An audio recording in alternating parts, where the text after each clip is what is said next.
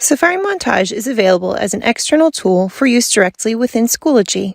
Learning objects, including playlists, can be posted as course material or embedded within a post.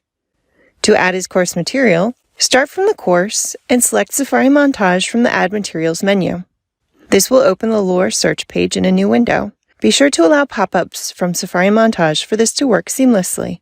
Search, and use the Schoology button to add the item. You'll be navigated back to the Schoology course, and the learning object will be listed with course materials.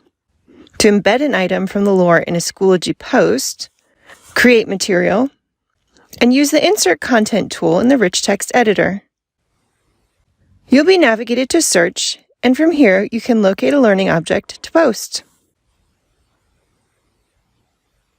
Once you're navigated back, you can follow the same process to add another learning object and finish the post in Schoology.